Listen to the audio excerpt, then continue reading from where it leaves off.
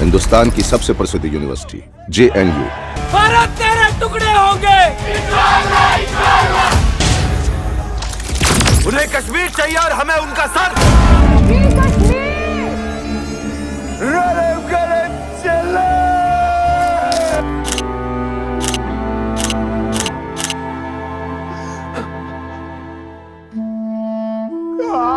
48 girls में से 7 Christian हैं, बाकी हिंदू हैं।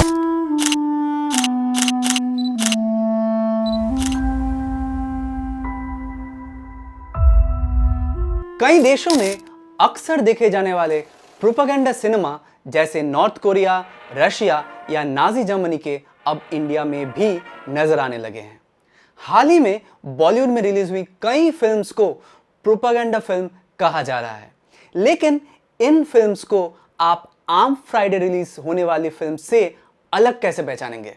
क्या the Kashmir files, the Kerala story, the vaccine war, article 370, Bastar the Naxal story, स्वतंत्रता वीर सावरकर, आने वाले JNU जहांगीर नेशनल यूनिवर्सिटी और द साबरमती रिपोर्ट जैसे फिल्म्स को एक साथ रखा जा सकता है? क्या उड़ी, द सर्जिकल स्ट्राइक, तेजस और फाइटर जैसे फिल्म्स को भी इसी लिस्ट में शामिल करना ठीक होगा? क्या ये सभी एक खास नजरिए को बढ़ावा देने वाली फिल्म्स है? सफल होते हैं या सिर्फ कुछ ही चलती है, और ये क्यों होता है? किसी फिल्म को प्रोपेगेंडा बनाने के लिए सिर्फ ये कहना काफी नहीं है कि I know it when I see it, जैसे एक अमेरिकन जज ने किसी विवादित फिल्म के बारे में कभी कहा था। आइए इस तरह के सिनेमा को समझने की कोशिश करें।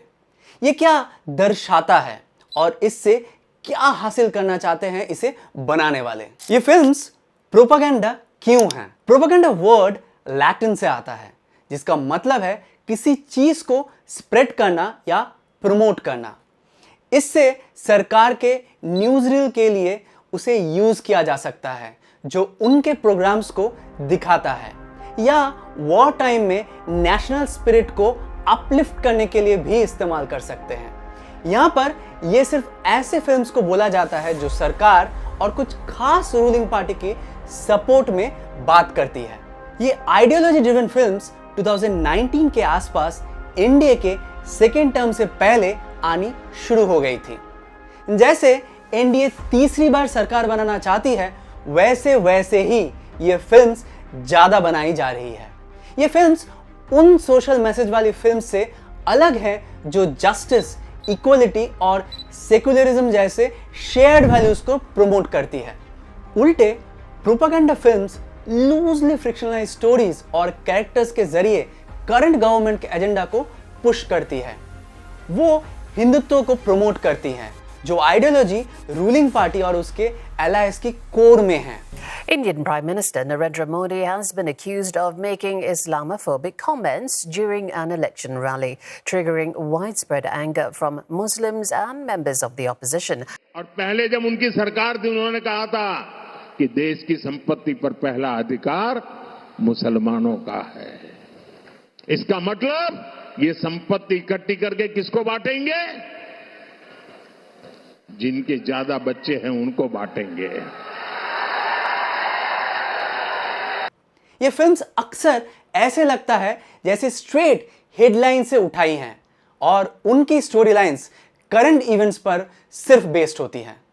For example the Kerala story of 2023 और Bastar the Naxal story of 2024 बहुत ही रीसेंट इवेंट्स पर फोकस करती है। हम 48 गर्ल्स में से 7 क्रिश्चियन हैं, बाकी हिंदू हैं। मैं अकेली नहीं हूँ इस खेल में, मेरे जैसे हजारों लड़कियां हैं। 100 years of communism and 100 million dead.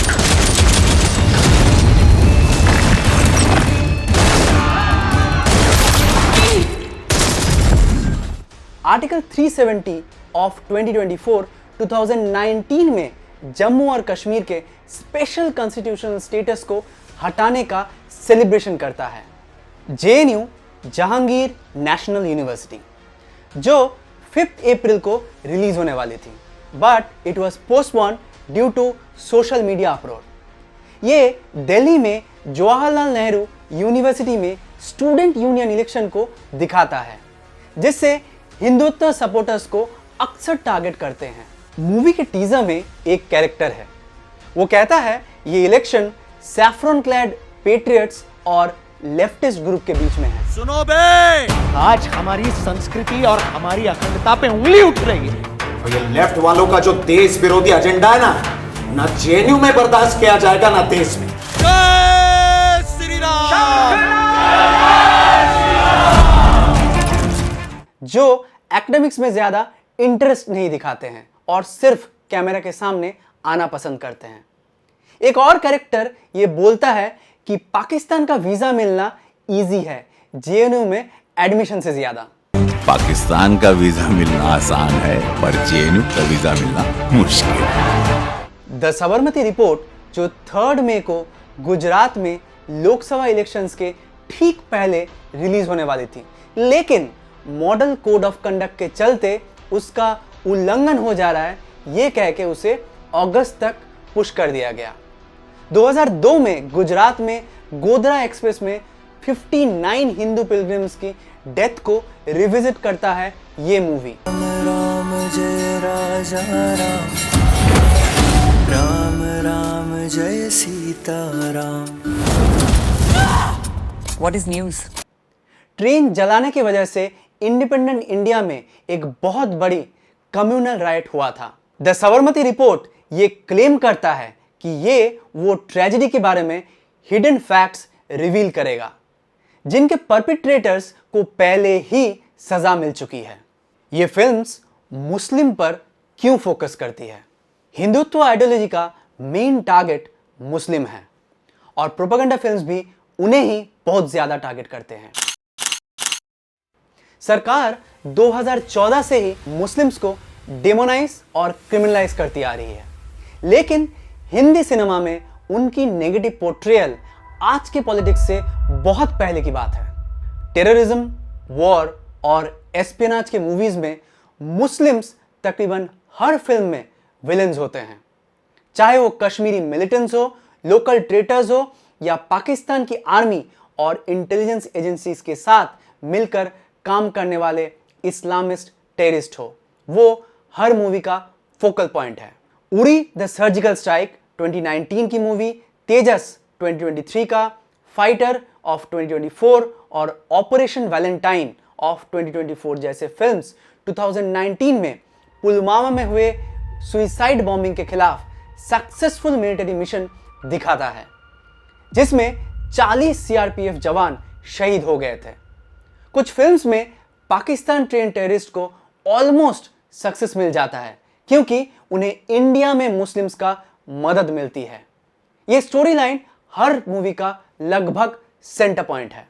Propaganda films पहले से मौजूद बायसेस का फायदा उठाती है।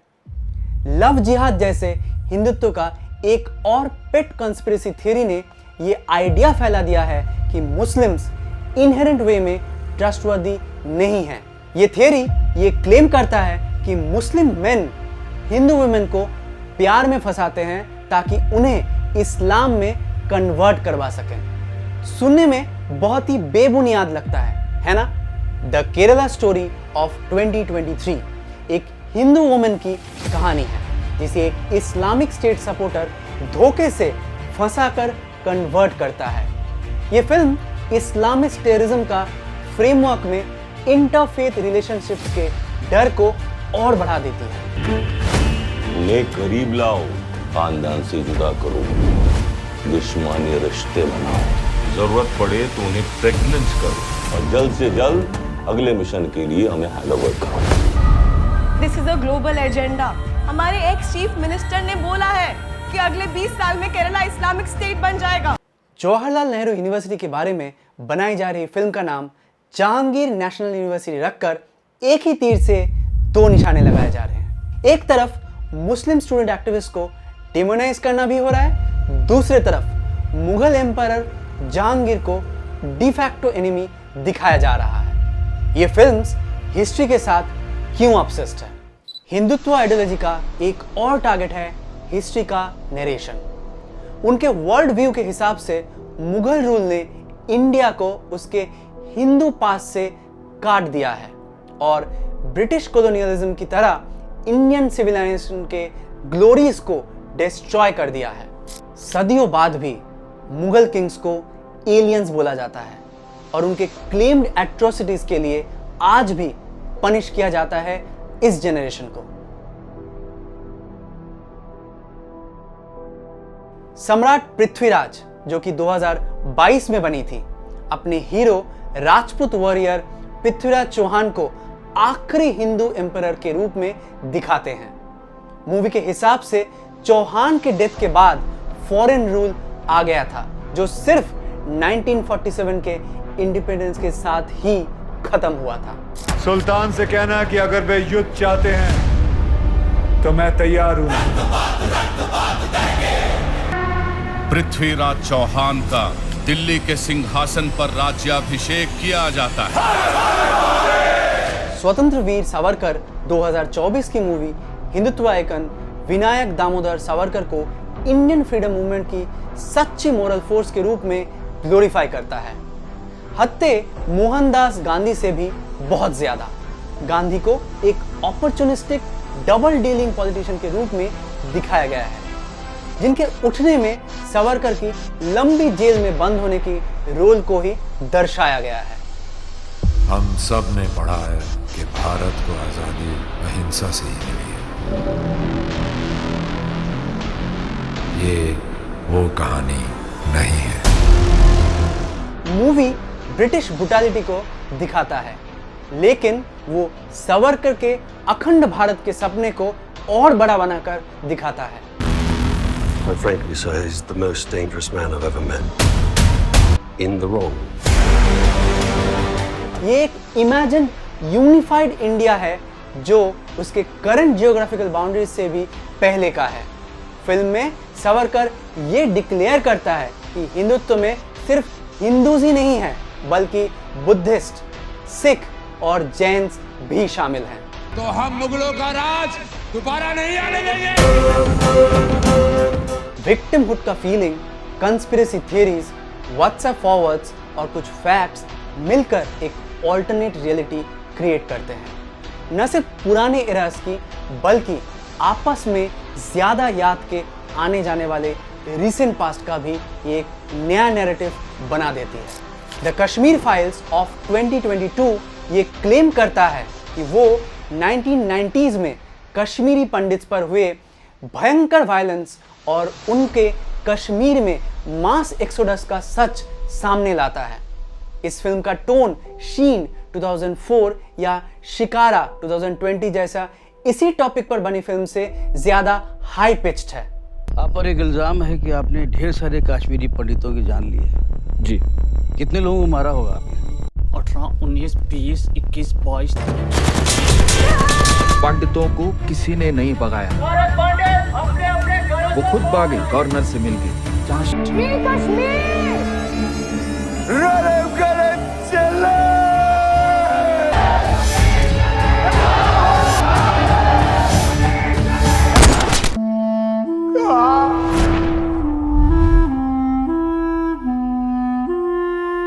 राम सेतु जो 2022 में बनाई गई थी, भगवान राम की तरफ से सदर्न इंडिया और श्रीलंका के बीच में बनाई गई मिथिकल ब्रिज के बारे में एक स्यूडो साइंस को फैक्ट के रूप में पेश करता है। राम सेतु को बचाने के लिए हमारे पास सिर्फ 3 दिन है।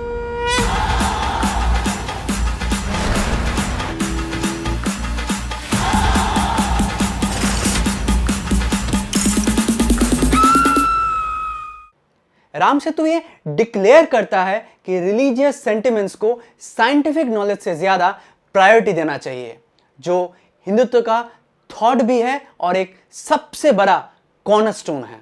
बायोपिक्स भी इस ऑल्टरनेट हिस्ट्री प्रोजेक्ट का एक बहुत महत्वपूर्ण हिस्सा है। इंडियन पर्सनैलिटीज के बारे में डजन्स ऑफ हेजियोग्राफीज बनाई जा चुकी है। अब इस लिस्ट में बीजेपी लीडर्स के पफ पीसेस भी शामिल हैं, जैसे पीएम नरेंद्र मोदी के बारे में मोदी जो 2019 में रिलीज हुई, और late prime minister Atal Bihari Vajpayee के बारे में मैं अटल हूं जो इसी साल 2024 में बनी। कहां गए वो anti establishment films? Propaganda films और एंटी एस्टेब्लिशमेंट फिल्म्स एक दूसरे के ऑपोजिट है। प्रोपेगेंडा फिल्म्स पावर के लिए बोलती है, पावर के खिलाफ कभी नहीं बात करती है। जब कांग्रेस पार्टी इंडिया में रूल करती थी, एंटी एस्टेब्लिशमेंट फिल्म्स सरकारों को उनके प्रॉमिसेस न निभाने के लिए क्रिटिसाइज करती थी। वो इंटरेस्ट कास्टिसिज्म, कम्युनल पॉलिटिक्स, अनएम्प्लॉयमेंट और क्रोनी कैपिटलिज्म जैसे इश्यूज को उठाती थी और आम इंडियंस की परेशानियों का वॉइस बन जाती थी। आज एंटी एस्टेब्लिशमेंट फिल्म्स का फ्यूचर अंधेरे में है। Tight censorship, online trolling, lawsuits और बदला लेने वाली सरकार का डर मिलकर माइल्ड क्रिटिसिज्म को भी मुश्किल बना देती। प्रोपेगेंडा फिल्म्स डिसएग्रीमेंट के मीनिंग को ही डिस्टॉर्ट कर देती है। फ्री एक्सप्रेशन के फंडामेंटल राइट को अपहोल्ड करने की जगह अब स्क्रीन पर एनी डिसेंट को टुकड़े टुकड़े गैंग का मेंबर समझा गया है। हिंदुत्व सपोर्टर्स ये term human rights activist, students, writers, artists, lawyers, film makers और कॉमेडियंस के डाइवर्स ग्रुप के लिए यूज करते हैं, जिनके बारे में वो क्लेम करते हैं कि वो इंडिया को तोड़ना चाहते हैं।